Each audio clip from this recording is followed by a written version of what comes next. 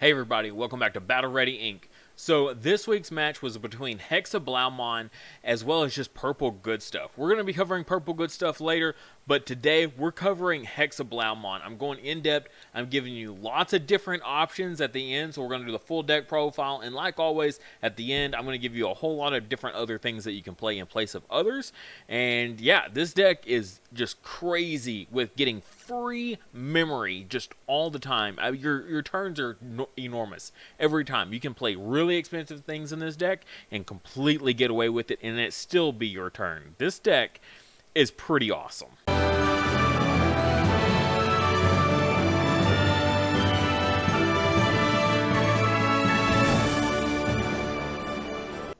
Don't forget the memory marker for this month is Tanamon. So if you're playing green this format and you don't want to play Yokomon like everyone else for your memory marker, you want something a little more unique, Tanamon is the perfect, adorable Digitama to suit your needs for sure. So if you want one of these little guys, check the link in the description below for our Patreon, and that is our reward for August.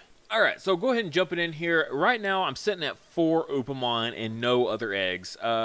Mainly, Upamon is incredible. Just, you can consistently get the draw just every single turn. If you're attacking, you're drawing. I mean, basically, it's pretty much plain and simple like that, because you can always guarantee your opponent at least has one. If there's a Digimon on field, you can make sure that it's got 0 Digivolution sources in this deck. It's just super easy to do. I don't have any more Digitama, though. I'm feeling pretty solid at the 4 of. I really want Upamon. Now, you could put in a 5th egg if you want. There's plenty of other things that kind of combo decently well with this deck, but I feel like I don't really like any of them enough. So I know some people are running the Bukamon here. Trash the bottom card of bottom Digivolution card of one of your opponents level 4 or lower. It's just a little too inconsistent, and you have to attack to get it. I don't really think it's that necessary. I like just the consistency of the Upamon. And honestly, this deck, if you play it decently enough, you can actually just close out before you ever even hit the need for a 5th egg. I know Hexeblaumon is in itself kind of a stally type strategy, but if you kind of look at it as you're just making sure your opponent can't, you don't have to counter your opponent basically when they start taking a lot of security away. You don't have to waste any time with that, and as well as you're just turning off your opponent's blockers, and that is huge, just shutting off blockers so you can just swing like normal. So it's actually a faster deck than probably people are giving it credit for, just because you don't have to worry about defense as much, as well as you don't have to worry about blockers getting in your way for offense. Alright, next up we got Belucomon as well as Gomamon. These are basically the same guys. You're just paying one more play cost here, but really these guys are your Digivolve targets 100% of the time. If you got an egg, these guys are going to go on top of it. Their inheritable is identical here. Your turn, once per turn, when you trash a Digivolution card of one of your opponent's Digimon, so no Digibursting to trigger these guys, gain 1 memory. And a lot of all the evolutions for Belucomon's line is literally about trashing Digivolution sources. So every time you Digivolve, essentially these guys reduce the cost. If you think about it in that way, they reduce the cost of the Digivolution as well as you're trashing a Digivolution source at the same time. But not only that, but there's other ways to trigger these guys besides those abilities, and we'll get to that here in a minute. Next up, we got Elecmon. I went at 4 of for the Elecmon. I just like the hard play. I've been kind of steering away from vanillas in a lot of my deck profiles for that 2 play cost, but in this deck, one of our tamers is when we hard play a Digimon, you can suspend it to trash a Digivolution source on your opponent's side. So hard playing Digimon actually kind of makes sense again in this deck, just for the trashing Digivolution sources. So I like the 2 play cost vanillas here just for that. As well as for our last 2 rookies here, this puts us at 14 rookies. Some people are playing at 16. I feel like 14 is still fine. It's never been an issue before. But I went with the Gomamons here. This is from BT2, a little bit older. But when played, this card from your hand reduces its memory cost by 1 for each of your opponent's Digimon with no Digivolution cards. So you can make him really, really cheap in this deck, because it's all about making your opponent have tons of stuff with no Digivolution sources. So it makes this ability super easy to trigger. So you can get him relatively easy for a 2 play cost, like essentially a vanilla. However, late game, which is why I only have it at a 2 of here, cut it cut it down so we don't draw into too much of it. But if you draw into it late game because of the few copies, then you can almost make this guy free potentially. I mean, how awesome is that? Just hard play a rookie for free and triggering those other abilities we're talking about. Next up, we got the Peldramon here. And this is the next evolution on top of the Belucomon. And when Digivolving, trash up to 2 Digivolution cards from the bottom of one of your opponent's Digimon. So again, we're just kind of doing this. You Digivolve him on top of the Gomamon or the Belucomon. Basically makes his Digivolution 1, so you can just keep going from there, which is really, really great. Just we love the memory efficiency. Basically, we can play this guy, and we can skip over playing stuff like Gorillamon, okay, or I forget the 1 Evo 3 play cost. He's like a 3000 DP level 4. We don't have to play him as well, just because we can relatively make him the same cost, as well as just trashing 2 Digivolution cards is super important.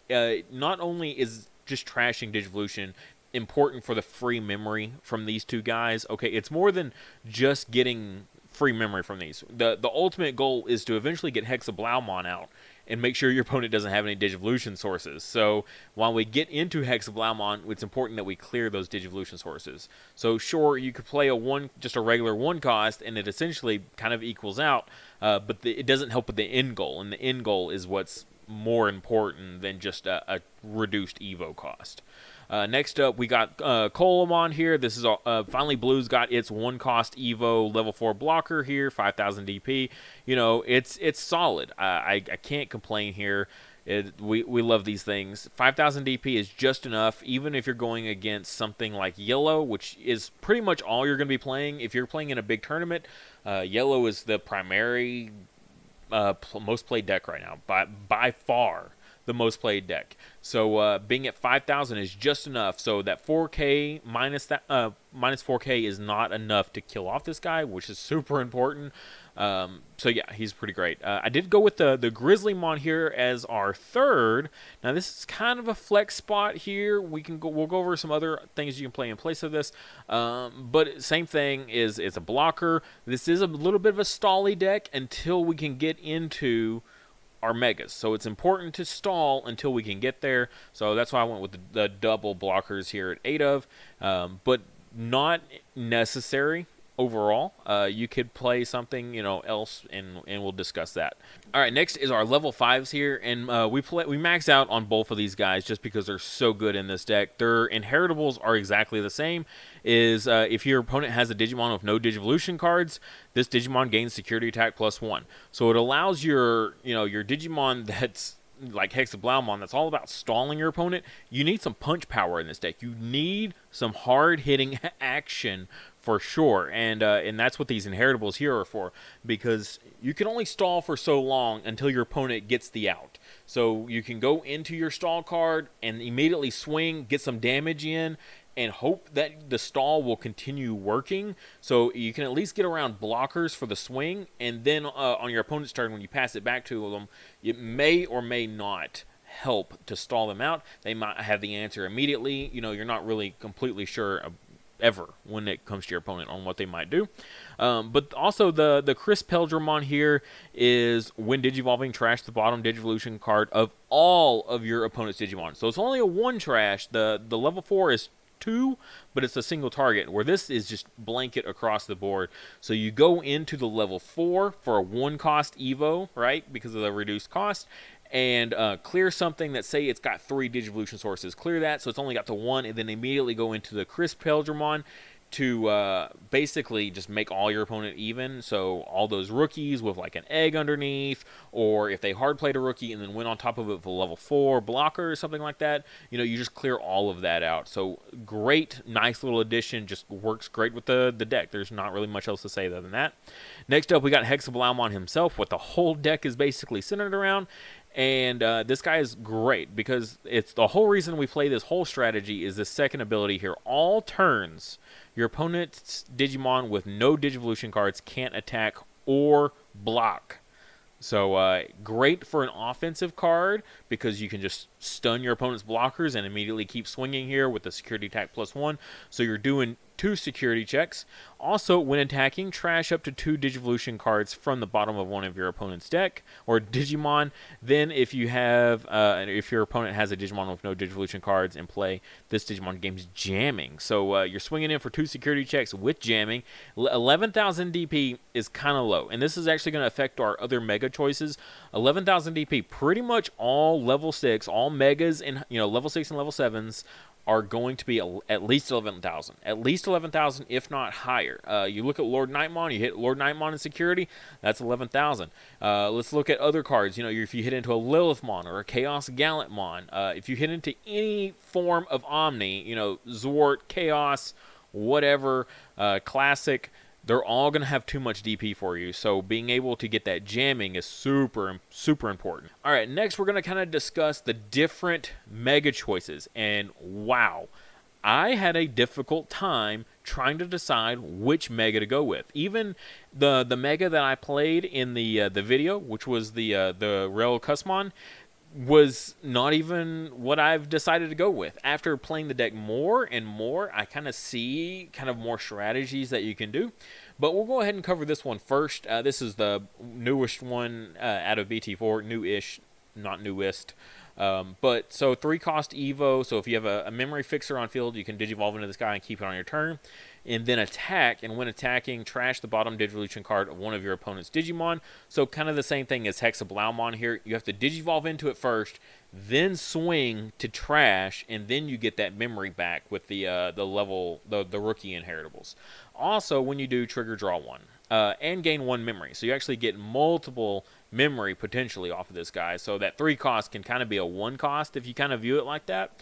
However, this is just an 11,000. So the same conversation that we just had about Hexeblaumon only being 11,000, thankfully it has jamming. This doesn't have jamming. So 11,000 has a very decent percentage chance of dying when it swings into security. So I'm not overly sold on this. So here is the other 4 options that I kind of had to look at. Literally every Hexeblaumon video that you watch, their secondary mega, I swear, is always different. It's never the same mega twice. Early on, we saw some Ulforce in Japan being used here, but I think this Ulforce kind of combos better later on after the starter deck comes out, the new blue starter deck. And because in Japan, when they got their BT5, they also were getting the starter decks. Since we don't get ours till basically BT6, I don't think the Ulforce here is quite what we want. It is still pretty cool, though. 3 cost evolution, 11,000 DP, still pretty low. We're not playing the Ulforce line that gives it jamming, so that's kind of a bummer. But your turn, when one of your blue tamers becomes suspended, unsuspend this. So basically, the idea is to get multiple swings off because it's relatively easy to suspend our tamers. So you can get multiple swings with the Ulforce off and with the security attack +1 underneath him, pretty much guaranteed. You're getting multiple security checks. 11,000 DP, though. Very, very easy to die. Your turn, once per turn, when this Digimon becomes unsuspended, though, during your main phase, gain 1 memory. If you look at Ulforce compared to Regel Cusmon, they're kind of doing a lot of the same stuff here. You're getting the 1 memory back pretty easily, but it's just not quite worth it here. He's just getting you more draws. He's getting you more swings into security at a very low DP.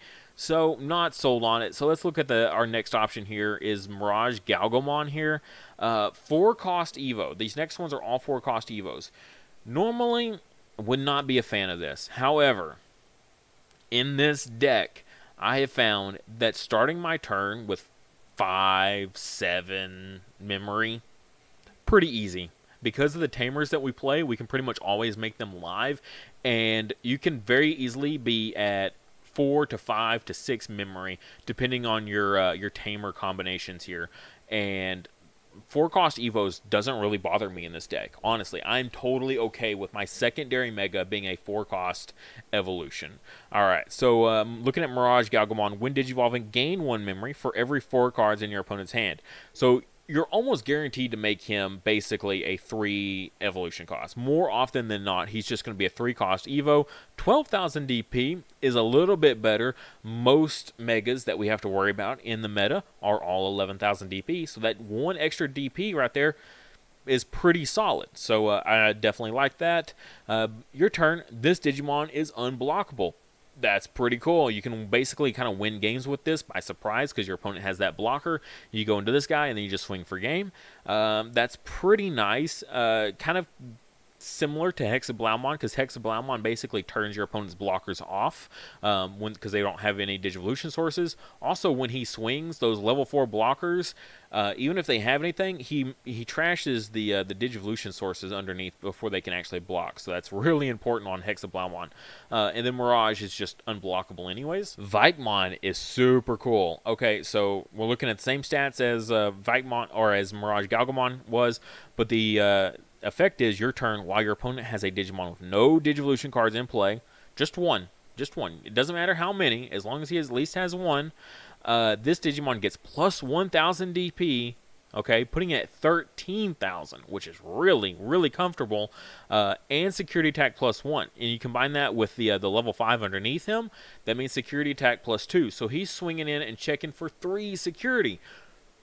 Pretty solid. Definitely liking that for sure. Just he's beefy. He's beefier than basically everybody else, and he's checking more security than some of these guys are.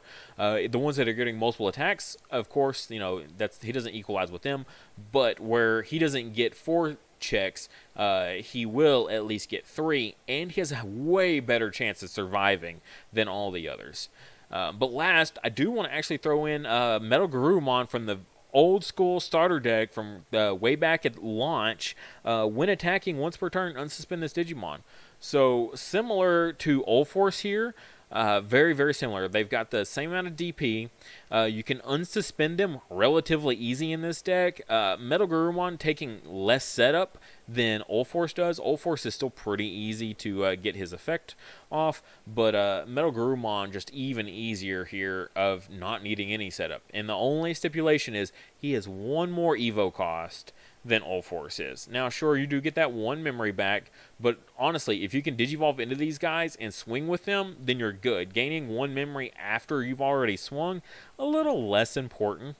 So 2 swings out of this guy, again, only 11,000 DP, so he's got the same squishiness as Ulforce does. A little bit more reliable than Ulforce, I would say. So I think Ulforce is off the table, as well as Rigel is probably off the table. He's just not doing enough else for us. So I think he's going to be off the table. Mirage here is kind of interesting. He's very similar to Hex on the offensive department for sure. You're only going to get the 2 security checks though from the Weregarurumon or the Chris Pelgermon underneath him. So he's not as offensive as the others, and I feel like this deck can only stall for so long till your opponent gets the out. So it's important to win fast. The unblockable is nice, but it's not exactly, I don't think it's exactly where we want to be, so I think I'm going to take him off as well. It's close, okay? I'd really say it's really close. I don't like the squishiness of the Metal Garurumon here, so we're going to pull him off. All right, so it's basically down to Veamon or Mirage Galgamon. Play Ometa 2 of whichever between these two. He's going to get 3 security checks off. And he's a little bit beefier here. He's going to have 13k. So 3 security checks is what you're looking at on this guy. And this guy's just going to be unblockable. So they're both sitting at that nice 12k, and that's where we want to be at. He can be a 3-cost Evo, though. So that's kind of neat that he can still be a cheaper Evo. We keep the 12,000 DP, and he's unblockable, so we can go a little bit more offensive. So maybe Mirage is the way to go then over the Veamon. But it's close, okay? It really, really is. Next up, we got the Omnimons here. We do have the Classic. I wanted to kind of throw him in there. If you wanted some a removal option, I think he's going to be your best choice for anything big. But what I found with this deck is I can actually remove the Digivolution sources, even on their big stuff, like their level 7s, and get them down to having no Digivolution sources. So my Hexeblaumon basically just shuts down their level 7s anyways, that I didn't find that the removal was as important as I kind of thought, because either one of them is going to be after the fact. After they've already Digivolved into it, now you have to find a way to deal with it. Whether that be Hexeblaumon or Omnimon, both are going to be very reactive. You can't just stop them from ever getting into it. So I don't think the old school Omnimon is going to quite do it for us here, just because the other Omnimon here that we're going to talk about is so much more impactful. So, like I said, this deck kind of struggles when it comes to offense. So, Hexeblaumon is pretty good for stalling, but man, I won so many games in testing when we were playing this deck with this Omnimon. Just being able to, you swing with something with, your offhand. You just leave your Hexeblaumon there to basically turn your opponent off from being able to block, get into a second Mega, and then swing with that Mega, get your security checks, 2, 3, whatever it is with the inheritable, and then go into the Omnimon to either finish them off or finish out their security, and then swing for game with the Hexeblaumon afterwards. Was very, very comfortable running this guy. I have him at a 2 of. You could almost argue running him at a 3 of just because that offensive power that he gives is so good. All right, next we've got the Sora and Joe Duo Tamer. This thing is nuts. I've seen tons of people play it at 4 of. I don't even think that's wrong. I've got mine here at the 3 of because we are playing a Memory Fixer as our 4th Tamer. You could argue playing 4 of these guys and a Memory Fixer for 5 Tamers, just because getting them to trigger is super easy. Super easy. So start of your turn, if your opponent has a Digimon with no Digivolution cards in play, gain 2 memory. With all the trashing of Digivolution sources we do in this deck, super easy to get this off all the time. Also, your turn, when you attack with a blue Digimon, you may suspend this Tamer to trash up to 2 Digivolution cards from the bottom of one of your opponent's Digimon. So, like, literally, you can just trigger your rookies here with something that doesn't actually have, say it's already on field, you don't have to digivolve into something to get that bonus memory, which I really like about these guys. So you can swing with a card that's already digivolved, and you've already done that effect from a previous turn. This just helps you trash more ways to trash Digivolutions, which is why I was thinking that earlier the egg wasn't really necessary, because these guys already do what that egg does. And this doesn't have a stipulation on level either for the target. Next here, this is more of a personal choice card, just because whenever I was testing this deck as well as seeing it used in games, what I noticed was any sort of memory blocker just absolutely royally screwed you. Being able to just turn off all of your extra memory gain abilities from your rookies here, like these rookies is a pretty big factor in this deck.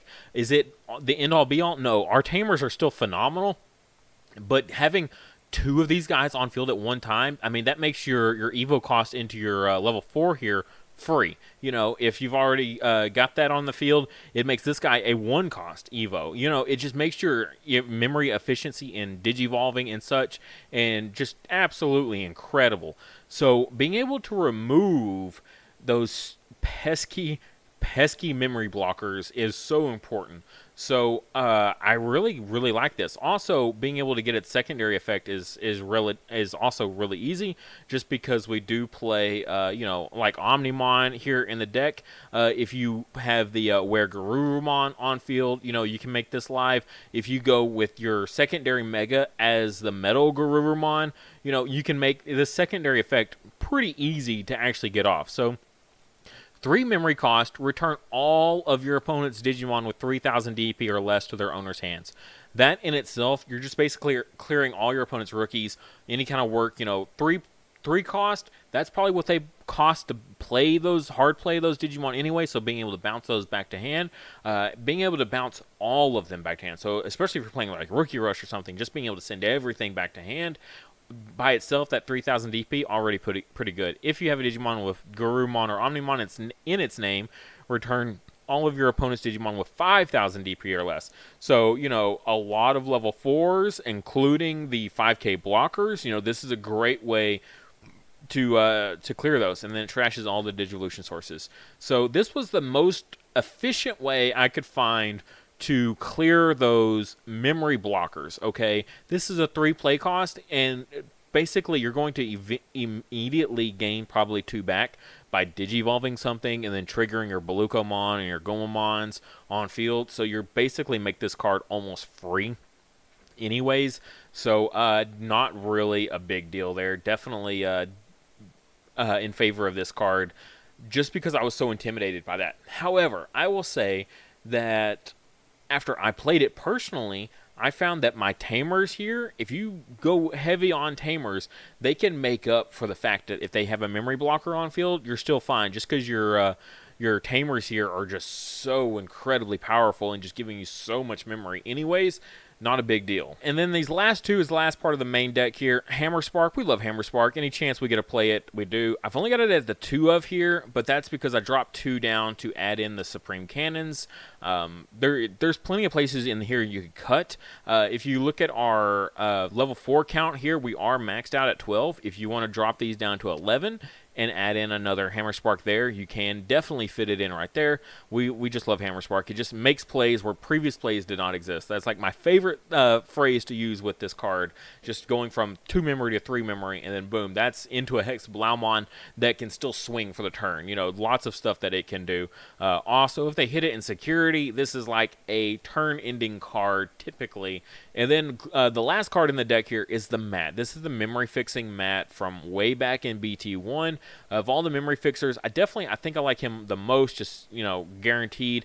I only went with the 1 of, though, because the Sora and Joe have more use overall. Like, you can always put yourself, like, at a memory fixing stage with them pretty easily. But, you know, they can also take you even further beyond that, which is really nice. But if you can get both of them on field at the same time, that's 5 memory. That's what I was talking about. Starting your turn at 5 memory is super easy in this deck. If your opponent puts you at 2, these by themselves put you at 4. You know, and then the 4 is what we need to go into our secondary Mega, or even into an Omnimon. If you look at it like that, you can go into an Omnimon and still keep it on our turn. That's very powerful for sure. So just great combo that both of them. So just at a 1 of still feels good. Also, its secondary part here, your turn, when you play a blue Digimon, you can suspend this tamer to trash the bottom Digivolution card of one of your opponent's Digimon. So it's not just a memory fixer, it is another way to trash Digivolution sources. So that's what we go way back to the beginning when I was talking about playing those vanillas. We play the vanillas because of the Mat here. It works great with the Mat.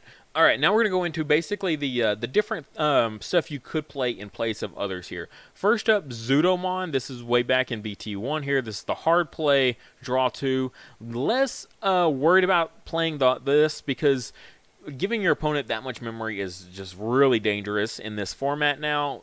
These old cards that were on these hard play of 7s to get some sort of effect. You know, you had this, you have Skull Greymon, you have Chimeramon. You know, too expensive for such a little return, okay? Not as impactful anymore, and just so dangerous giving your opponent that much memory now. They will literally OTK you depending on the deck you're playing against. But the inheritable here was really cool. When attacking, if your opponent has a Digimon with no Digivolution cards, pretty easy, gain 1 memory. Also, this isn't once per turn, so all you players that played Metal Garurumon back in 1.0, you know how powerful this is. You get multiple swings off with this guy, and you can just keep gaining memory back. So if you look at our the options for playing for Megas, if you go with the ones that swing multiple times, you might consider running the Zudomon in your deck for that reason. Next, we've got the Gorillamon. Like I was talking about earlier, the 1-cost evolution is really nice. The 6,000 DP is super nice. It dodges all those 5,000 DP restrictions. So like Nidhogg, it dodges that. It dodges the Shoutmon deck where they just get to pop all those 5,000 DP stuff. You know, it gets around a lot of that stuff, and just something you could basically play probably in place of one of your blockers if you wanted to. Next, we've got the Veamon. Jamming Veamon, he's just one of the best rookies in the game. Jamming on a rookie is so powerful. Just swing with this guy whenever randomly to get a security check that he doesn't die to pretty much most things in security is really good. If your opponent leaves him on field because he's just a rookie, then you're going to get more value out of him again next turn. If your opponent swings into him while he's suspended because he hit last turn, then they just basically wasted an attack killing him, so he kind of served a blocker role at the same time. He's just a really powerful rookie. There's not really much else I can say other than that. He just does not combo with the deck at all, okay? Just at all, just does not do anything else for the deck other than he's just a really powerful rookie on his own. Next up, we got the Strabimon and Lobomon package. I almost played this in the test game that we did for the channel for earlier this week. Hard play this, and you reveal the top 3 cards. You can either add a Tamer as well as a Digimon with Hybrid in its type. So we play a lot of Tamers. It's a great way to search for Tamers. That alone is really nice. In addition to that, you can replace it by adding more copies of himself. Or if you don't pull up any copies of himself, you can add a Lobomon. So getting more rookies to hand, so you don't have to worry about bricking with no rookies late game. Also, just being able to grab a Lobomon. So play the Lobomon here at like a 2 of, and so you just need to get the 1 here, and that's going to go on top of a Tamer to basically win you the game. So, we've seen these in countless decks, lots of Imperialmon decks, things like that. He's just a great game-winning card. Him and VMod combined together have just won me, I don't know how many games. I've literally lost count how many games that just those two on their own have won me. So, yeah, great card. So this is a very interesting combo that you could just kind of splash into the deck. It's a pretty low count. You're gonna have the 4 and the 2 and call it good there. Next we got Joe as another Tamer option. If you don't want the Memory Fixer Mat or something like that, this is still another good one to go with. Your turn, when one of your opponent's Digivolution cards is trashed, you may suspend this Tamer to gain 1 memory. So if you something like this, like the mat takes multiple things here. You have to hard play a rookie, suspend him, trash the Digivolution card, and then also need the rookie in play, the inheritable, to gain 1 memory. Whereas Joe doesn't need any other setup. You just need some way, somehow, to trash the Digivolution source, which in this deck is super easy to do. Also, he's only a 3 play cost as opposed to the mat's 4 play cost. I like the Memory Fixer in combination with the Sora and Joe duo, but even this isn't that bad because you can just get lots of value out of this as well. But even then, we still have the original mat here. This is from the starter deck. Your turn. Start of your turn, if your opponent has a Digimon with no Digivolution cards, gain 1 memory. So basically everything you're already doing anyways, he's just kind of helping. He's doing everything that the Duo Tamer is doing already, but he's just gaining 1 memory back. He's a cheaper play cost than they are, though. They are a 4 to give you 2 memory, and he is a 2 to give you 1 memory, but he has no secondary effect, which is kind of a bummer, whereas they do. So they're just like a better version than the original mat was, I think. And then a zoom out there just to show you the completed deck. If you want to skip to the end and look at it, here it is. I mean, if you want me to explain it, you can go watch the video. If not, if you just want to take a screenshot, here it is. Just pick one of these 2 guys to run at 2 of. That's the only caveat, I guess. Whichever one of these you think is the better 2 of, then go with that one. Thank you guys so much for watching. If you would, please like the video and subscribe. Just a little bit of help goes a super long ways. It helps the channel out tremendously, gets my videos out there, gets them seen. And if you really, really want to support the channel, check out the links in the description below. I'll have a link for my Patreon, which is displayed right here. You can get access to my Discord server that I have, as well as you can get the memory markers that we've had. These are just a few of my favorites from the past that we've had. The current one, Impmon's baby, as well as Gabumon's baby as well, Sunomon and Yaomon. These guys are super adorable. I definitely love them so much. And every month a new one changes out, so make sure you check that out. As well as we have our new playmats. This is why I recreated this video. It's because our playmats are here finally, and they are super cool. I alternate between the black and white every single month for whoever wants to support this tier, as well as I have a tier just higher than that, so that way you don't also have to lose out on a memory marker. You can get both the memory marker and the playmat just in case you want both. super awesome support from everyone that has supported in the past and who will support in the future. You guys are awesome. Also, if you want to check out my merch, my Teespring link is in the description below for that. We've got, you know, the shirts that I wear on the channel that has the logo across. I love when I see people representing my merch in public. It is like one of the coolest feelings I've ever had in my entire life. Very, very awesome. As well as phone cases for you people that love Digimon like so much like I do. A friend of mine custom made all these to fit these specific phone cases themselves. So the prices are a little bit higher just because I have to pay her back, as well as make a little tiny bit of profit because of how much, unfortunately, they take for their cut for Teespring. But like I said, if you can't do any of that, please just like the video and subscribe to the channel. Every time we hit a new mile marker for subscriptions, I give out free merch of all different types. 2000K, I think we're doing one of the Playmat giveaways. So definitely be subscribed and ready for when that comes.